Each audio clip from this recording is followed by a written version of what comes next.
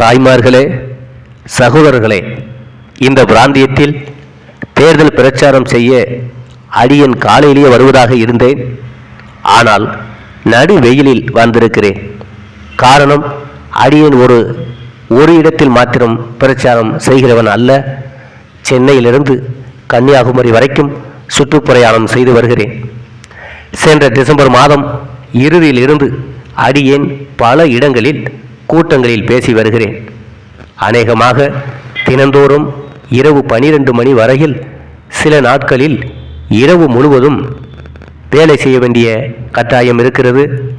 அடியனுடைய தொண்டை சப்தத்திலிருந்து நீங்கள் புரிந்து கொள்வீர்கள்.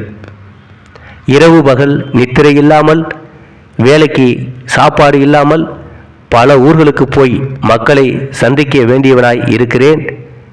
இந்த மாதிரி சுற்றி வரும்போது சில கிராம மக்கள் ஊர்வலத்தை ஏற்பாடு செய்து என் நேரத்தை பாழாக்கி விடுகிறார்கள். அதனால் குறிப்பிட்ட நேரப்படி பல இடங்களுக்கு வர முடியாமல் போய்விடுகிறது. காலங்கடந்த வேளையில் மக்களை சந்திக்க வேண்டியதாய் இருக்கிறது.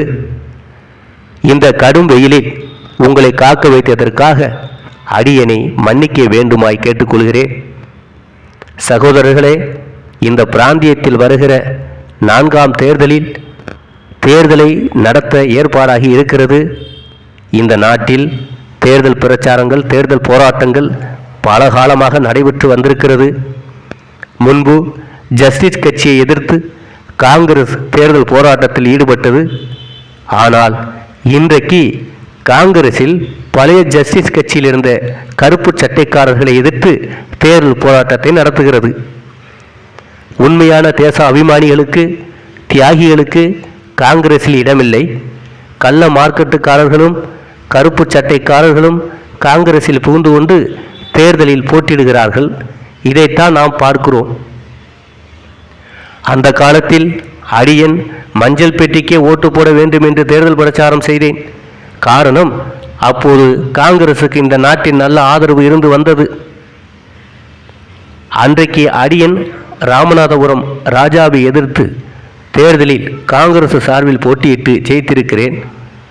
அடியனுடைய தகப்பனார் ராமநாதபுரம் ராஜாவிடம் சேர்ந்து கொண்டு அந்த தேர்தலில் அடியனை எதிர்த்து பிரச்சாரம் செய்தார். அப்படி இருந்தும் ராமநாதபுரம் ராஜா தோல்வியடைந்தார். அந்த காலகட்டத்தில் அடியன் ஒன்றும் பேசக்கூடாது என்று வாய்ப்பூட்டு சட்டம் போட்டிருந்தார்கள். அன்றைக்கு விருதுநகரில் ஓட்டுச்சாவடியில் காமராஜருடைய வேட்டியை சில ஆட்கள் சேர்ந்து பிடுங்கிக் கொண்டு போய்விட்டார்கள்.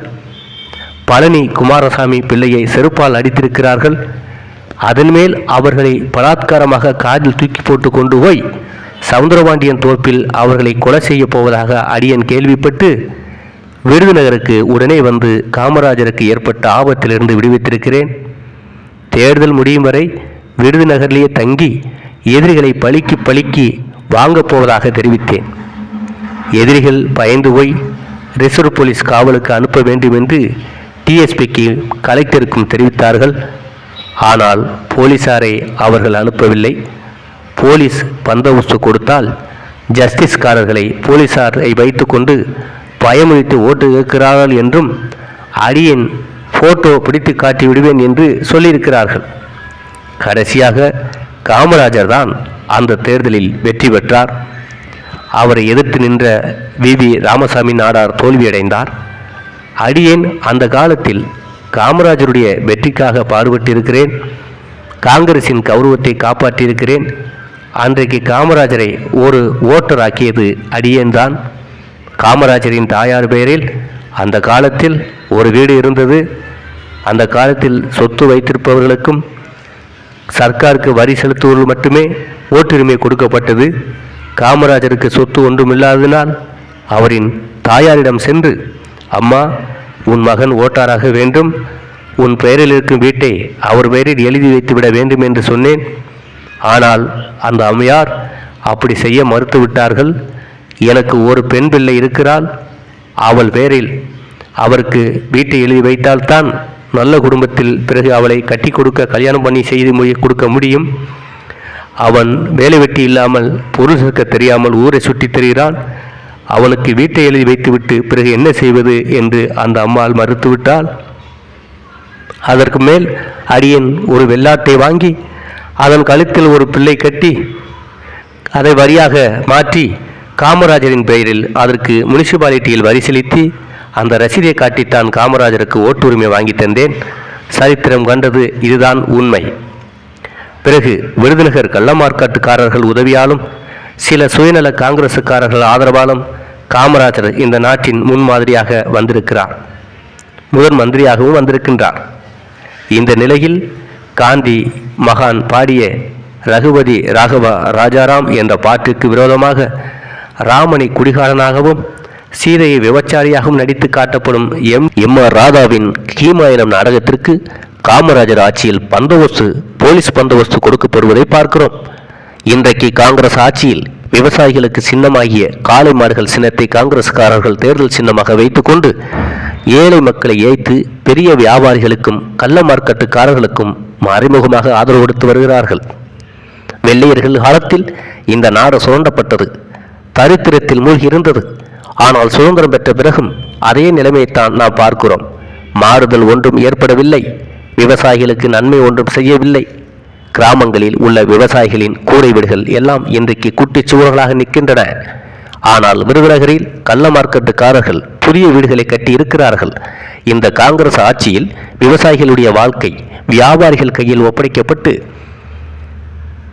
உழுது பயிர் செய்பவர்கள் விவசாயிகள், பருத்தியை உணவு தானியத்தை உற்பத்தி செய்பவர்கள் விவசாயிகள் தான். ஆனால் அவைகளுக்கு மார்க்கெட்டில் விலையை நிர்ணயிக்கிறவர்கள் விருதுநகரில் இருக்கிற வியாபாரிகள். உழைப்பிற்கு தகுந்த ஊதியம் இந்த விவசாயிகளுக்கு கிடைக்கவில்லை. இந்த நிலைமையைத்தான் காமராஜர் ஆட்சியில் நாம் பார்க்கிறோம். இன்னும் எவ்வளவு காலத்துக்கு தான் விவசாயிகள் வியாபாரிகளுடைய கையாட்களாக இருக்க வேண்டும்?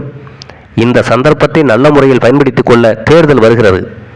இந்த தேர்தலில் பல பெரிய பஸ் முதலாளிகள், மில் சொந்தக்காரர்கள், பண மூட்டைகள் காங்கிரஸ் டிக்கெட்டில் போட்டியிட்டு நிறுத்தப்படுகிறார்கள். இவருடைய ஆதரவில் காமராஜர் ஆட்சி பீடத்தில் அமர்வதற்கு திட்டமிட்டு இருக்கிறார்கள். அவர்கள் தேர்தலில் வெற்றி பெறுவதற்காக திராவிட கழகத்தின் உதவியை காமராஜர் பெற்றிருக்கிறார்.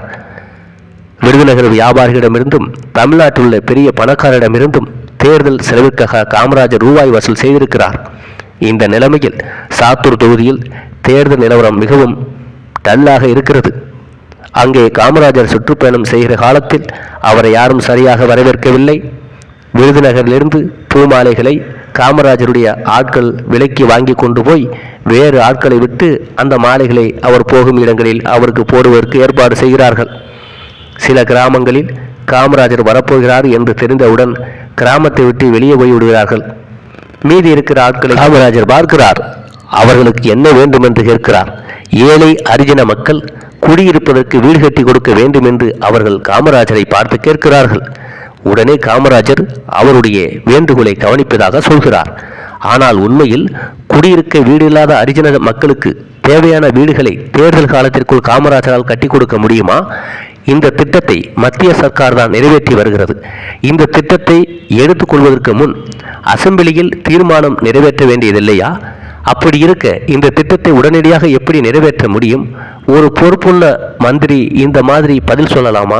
இது மக்களை ஏமாற்றும் வித்தை தானே என்று பேசினார். ஒரு மங்கை சூதகமானால் கங்கையில் மூழ்கலாம். ஆனால் கங்கையே சூதகமானால் எங்கே போய் மூழ்குவது? சாத்தூர் தொகுதியில் காமராஜர் வெற்றிக்கு காங்கிரஸ்காரர்கள் மக்களுடைய ஓட்டுக்களை பணம் கொடுத்து வாங்க முயற்சி, சில இடங்களில் ஒரு பவுன் நகை கொடுத்து கூட ஓட்டு வாங்க முயற்சி நடக்கிறது. ஆனால் மக்கள் காங்கிரசுக்கு ஓட்டு போடாமல் மோசம் செய்துவிட்டால் என்ன செய்வது என்று யோசிக்கிறார்கள். ஓட்டுச்சாவடியில் மக்களுக்கு கொடுக்கப்படும் ஓட்டு சீட்டை பெட்டிக்குள் போடாமல் ரகசியமாக வெளியே கொண்டு வந்துவிட வேண்டும் என்று சொல்கிறார்கள்.